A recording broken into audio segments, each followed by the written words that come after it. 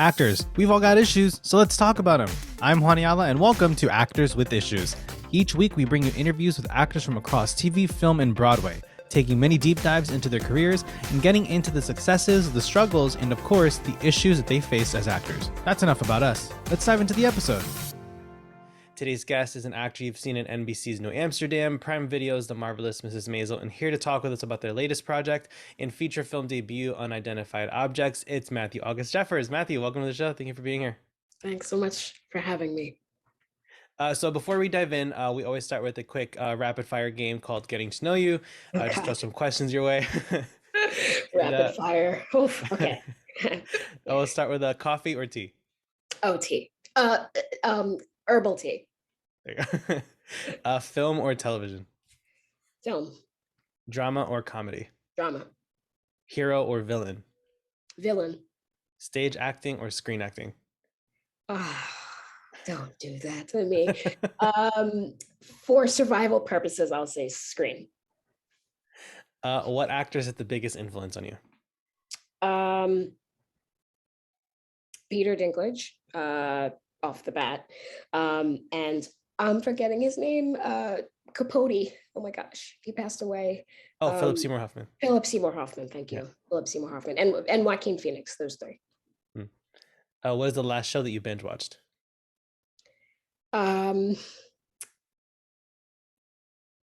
Russian Doll. What is a movie that never fails to make you laugh?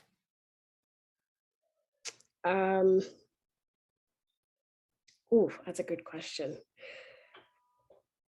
Oh no. I'm into the dramas. So the I don't know. Step Brothers. And what movie never fails to make you cry? Her. Good choice. That's a great movie. And if you could guest star on any TV show, which would you choose? Ooh.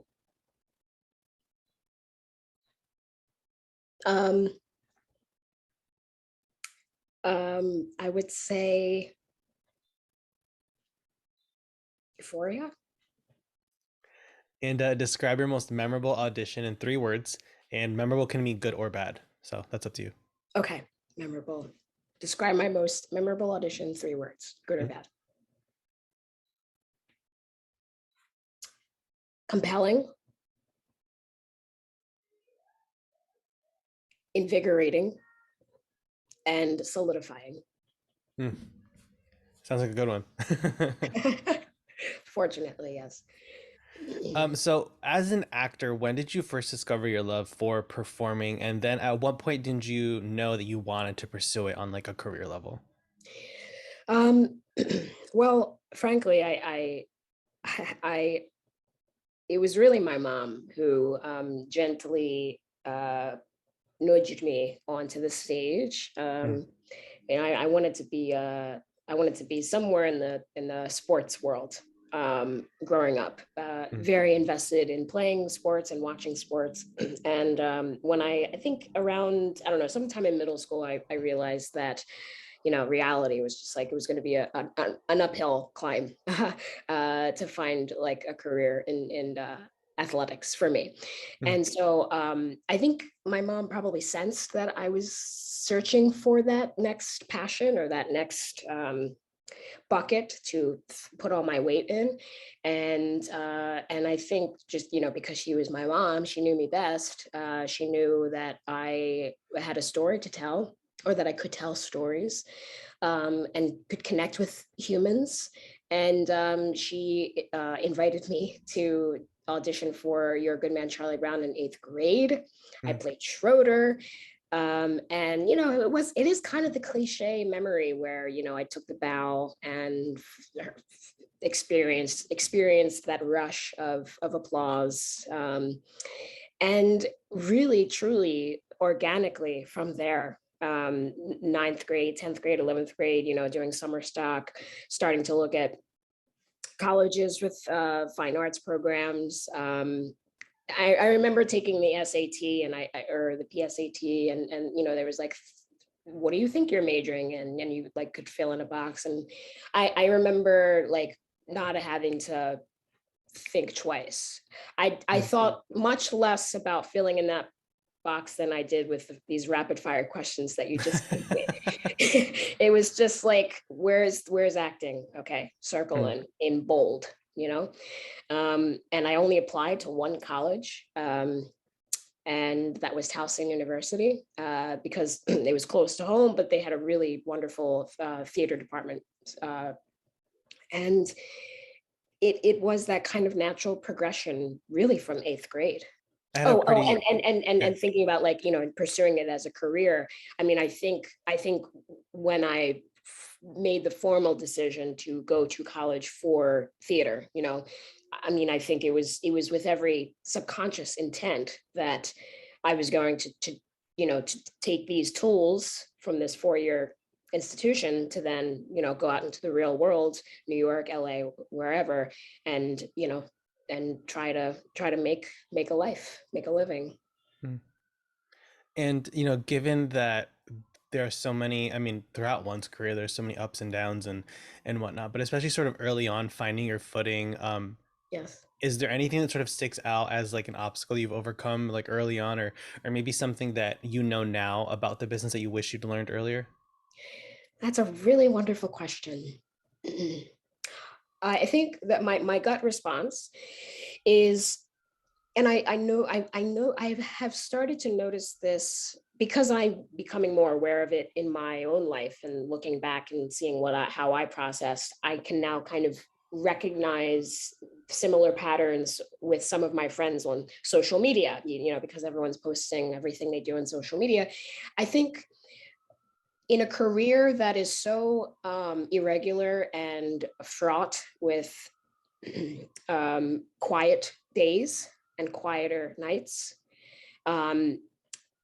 people tend to reach for securities, for things that they can delve into, that they have some sense of control over. And I think that's what happened for me early on in New York, in my days in New York. You know, there was a couple of years where I had the training wheels on, and I wasn't feeling like I could get any movement in the industry, on stage, on screen, had auditions, you know, little things here and there, but I felt like nothing was really moving. And so I took that energy and that focus, and I just took it away from the industry. I like completely, almost really removed. I paid rent, I lived here, I worked here, but I removed myself from focusing on acting. And I got reptiles, and I got into cycling and all these like little hobbies, right? And I made the hobbies my obsessions, because I had control over them, right? I could go out and buy what I wanted, or I could go out and bike however many miles, and it was within my control. So I think now that I've, you know, been fortunate just in the past few years to find some footing in the industry and find some sort of a healthy balance, that starting out, it's really important to have that balance, because what I did is I took all my marbles, and wherever I went, I took all of them with me. So rather than like keeping some of the marbles in the industry and taking acting classes and maintaining a footing in the industry that I set out to work in, I just removed myself and did everything else, because I felt so rejected that I was like, oh, you don't want me, I'll go do this. And I notice friends, I notice people on social media who are trying to do this industry, who are trying to get into shows and on stage, on screen, and they haven't been able to up to this point. And so they've started to delve into other projects, which is great. But there's a balancing act that you have to, like, your brain has to say, okay, I need, for like my mental health, I need to take a couple of marbles and find something that at the end of the day, I can forget the industry, I can forget the audition, I can forget the casting director or what my agent says, and I can go and do soccer or whatever makes me happy. But still maintaining those marbles in the industry, that tomorrow I'm going to wake up and write, or tomorrow night I'm going to go to acting class. That's what I lacked for the first few years of living here. And so does that make sense? It's kind of strategically disseminating your mental health and your focus on career that is not always sustainable with your life, your outside life, your hobbies, your passions, your friends. Mm. And it's like I said, it's a balancing act. It's tough to Mm. do, and I had to find my way. Yeah. So, our podcast has been going for just over 2 years now, and it's pretty much been as long as Congratulations. COVID. Thank you. It's been like the length of the pandemic, and during that, so many folks have talked about finding balance and learning to not make your art your entire identity, because when things like COVID come along and it takes your art away from you, you almost have like an identity crisis, and you're just like, how, what am I if I'm not acting or Yes. all of that. Yes, and one thing I will add really quickly to that, and Mm. we can move on. I have a couple of friends where it's like acting is their entire identity, right? Mm. Like sometimes you'll know people where you'll talk to them and you won't be able to have a conversation that is outside of the audition room, right? That is outside of this world. And what is I mean, this is again all my opinions and perspectives, but what is acting if not taking your experiences from the real world, from your life, living in the world, doing all kinds of crazy shit, and then bringing those lived experiences, bringing those stories, those personal identities into the work.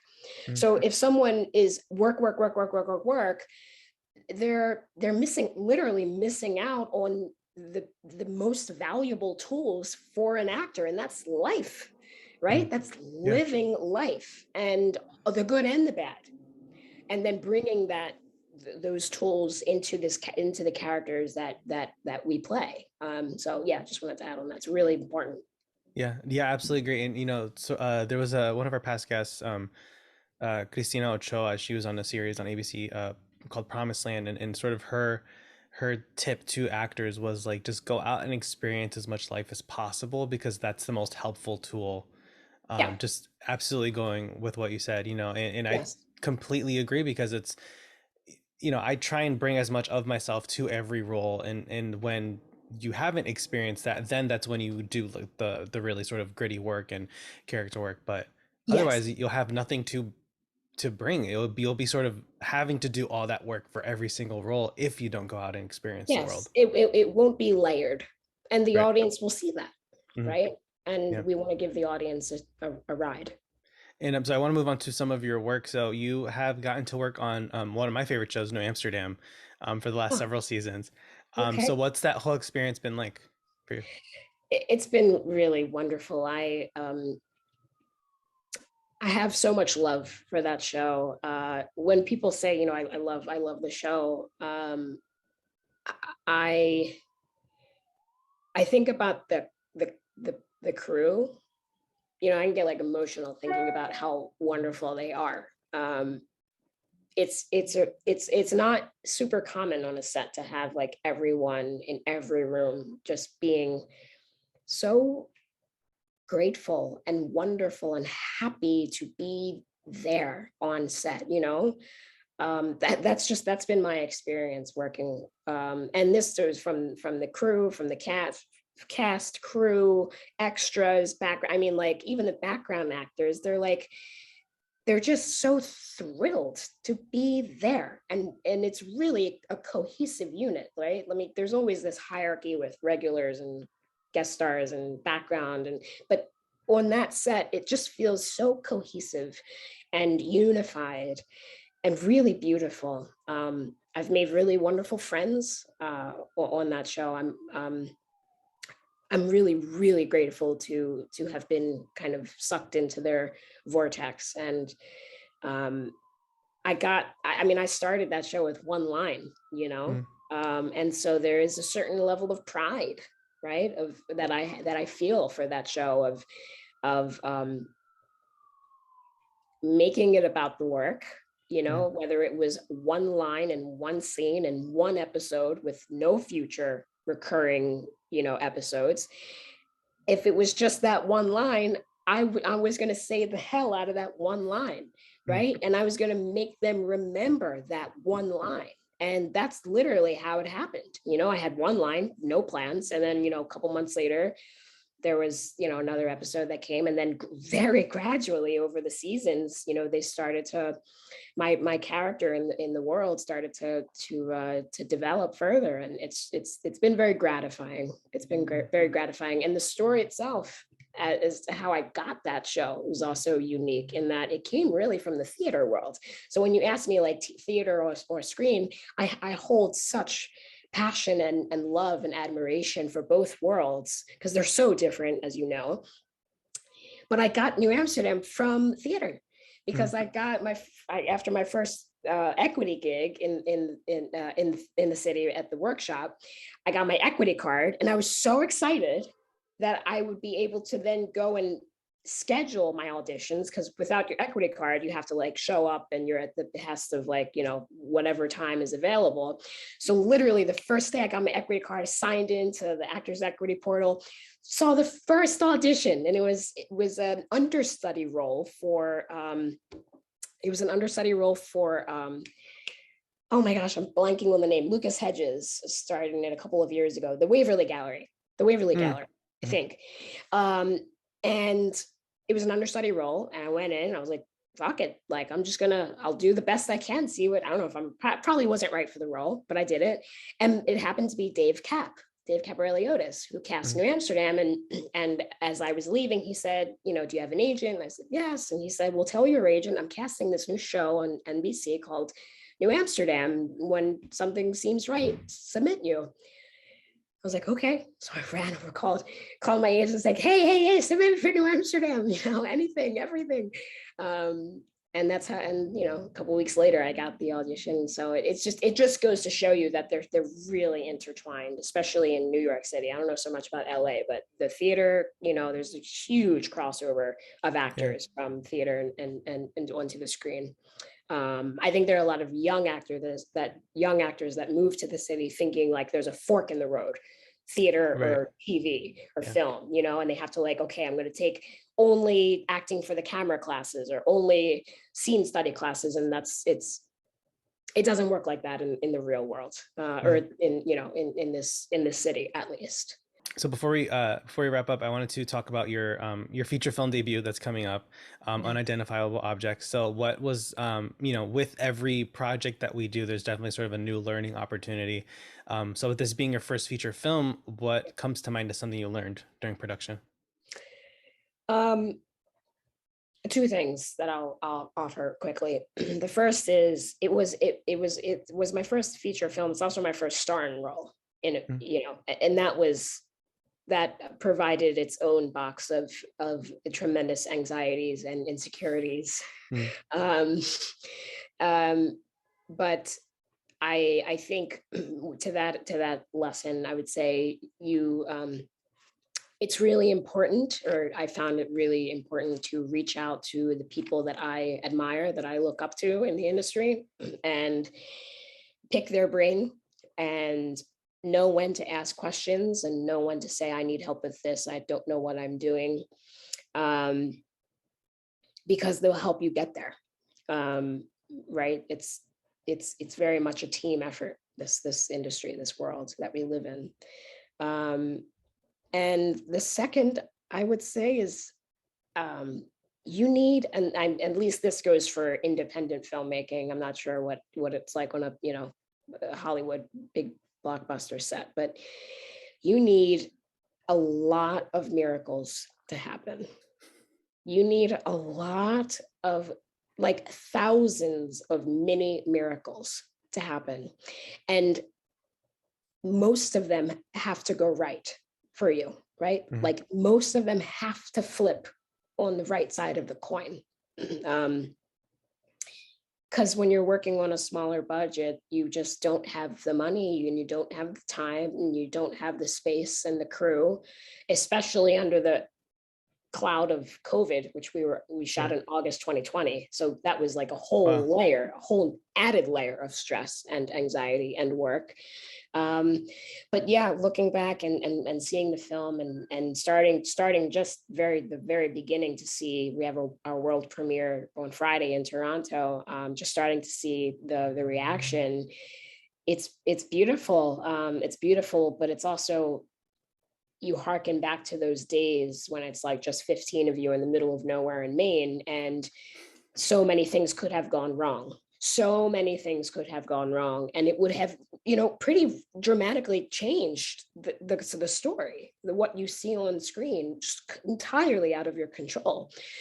Mm.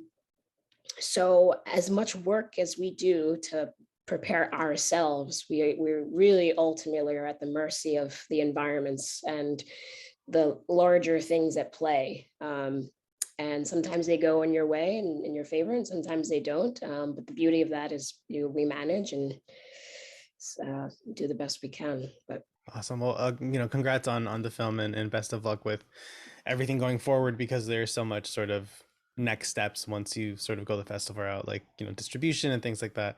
But before we go, so we always wrap up with a final round of questions. These aren't necessarily rapid fire, okay, good. but it's called Now That We Know You, since we've gotten to chat with you Right. for a bit. So fill in the blank. If I weren't working in the arts, I'd be An interior designer. Hmm. What role have you had the most fun playing? I mean, I would say Unidentified Objects, Peter. Just being with that crew, it's a really special crew. Really special crew. It was fun. What is the best advice you've ever gotten? 3 pieces of advice, all from Andre de Shields, from Hadestown's Andre de Shields. Surround yourself with people whose eyes light up when they see you coming.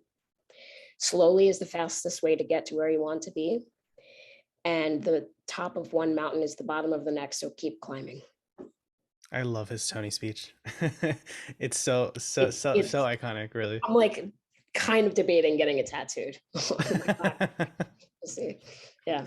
And what's the worst advice you've ever gotten? I was going to say the only disability is a bad attitude, but no. I guess keeping it in this acting world, I would say not necessarily specific advice, but just this general idea that it's like agent or bust. That the agent is the one who holds the key to all of the doors that you will want to walk through.